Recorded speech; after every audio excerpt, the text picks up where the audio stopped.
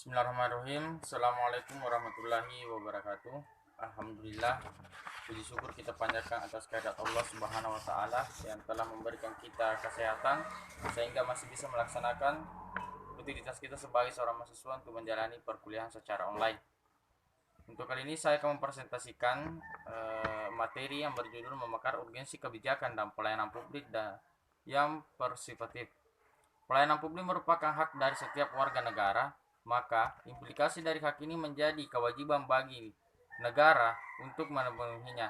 Semenjak awal kemerdekaan sampai semangat dan komitmen para pendiri bangsa untuk memperbaiki kesejahteraan umum, salah satunya adalah memperbaiki layanan publik. Semenjak Indonesia merdeka sampai saat ini, pelayanan publik yang ada masih jauh dari harapan, yaitu dapat diakses oleh setiap warga negara tanpa ada diskriminasi. Dalam proses pembuatan kebijakan publik diperlukan kerjasama antara masyarakat dan pemerintah untuk merumuskan setiap atau membuat kebijakan. Dibutuhkan kelapangan dada dari pengambil kebijakan untuk mendengarkan saran maupun kritik dari rakyatnya.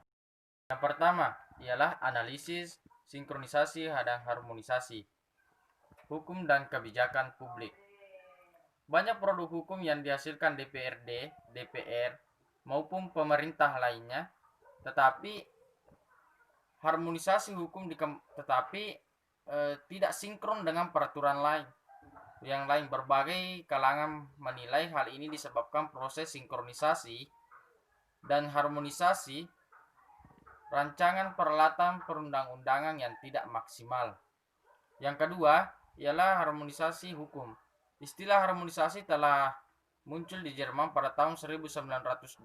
Harmonisasi hukum dikembangkan dalam ilmu hukum yang menunjukkan bahwa dalam dunia hukum, kebijakan pemerintah dan hubungan di antara keduanya terdapat keanekaragaman yang dapat mengakibatkan diskriminasi. Harmonisasi bukan saja bertujuan pada terciptanya hukum, melainkan menggambarkan perwujudan negara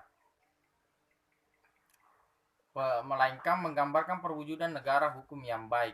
Jadi, harmonisasi hukum yang baik mencerminkan hukum yang baik dalam suatu negara tersebut. Yang ketiga ialah faktor-faktor yang mempengaruhi sebuah kebijakan pelayanan publik. Menurut Edwards, ada 4 faktor yang mempengaruhi kebijakan publik. Yang pertama ialah komunikasi, yang kedua ialah sumber daya, dan yang ketiga perilaku atau disposisi, dan yang terakhir adalah atau yang keempat struktur birokratif. Selanjutnya ialah nomor 4, implementasi kebijakan dan distorsi kebijakan. Dalam konteks demokrasi, perbuatan kebijakan publik yang dilakukan oleh negara tentunya mencerminkan kebutuhan masyarakat. Oleh karena itu, setiap kebijakan yang dibuat oleh negara sangat menyerap seluruh kepentingan masyarakatnya. Nomor 5, partisipasi dominan kaum elit. Isu partisipasi yang cukup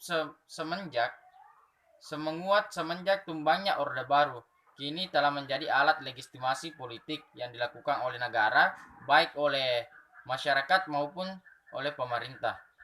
Salah satu contohnya ialah dalam proses pembuatan dilakukan oleh pemerintah ialah proses penyusunan APBD, yaitu anggaran pendapatan belanja daerah yang dilakukan oleh anggota DPRD, DPD maupun pemerintah lainnya. Pendekatan yang dilakukannya ialah pendekatan administratif dan struktur. Misalnya penentuan peserta musrembang yang dilibatkan hanya berdasarkan jabatan struktural yang dimiliki oleh seorang, apakah itu RT, RW yang dianggap tokoh masyarakat.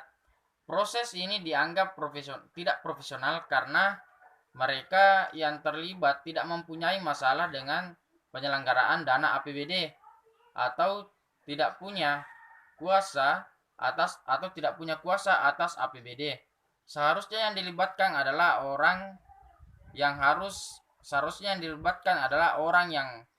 orang atau rakyat yang harus difasilitasi oleh APBD itu sendiri. Karena kenapa? Yang merasakan APBD tersebut, yang merasakan langsung APBD tersebut adalah rakyat. Selanjutnya ialah nomor 6. Relasi rakyat dan membuat kebijakan. Relasi yang adil dan profesional dapat berjalan tak kala semua pihak memberikan ruang untuk melakukan perannya dalam memutuskan sebuah kebijakan. Nah, mungkin ini yang sempat saya sampaikan dari materi yang telah diberikan oleh Bapak. Lebih dan kurangnya mohon dimaafkan. Wabillahi taufiq wal hidayah. Assalamualaikum warahmatullahi wabarakatuh.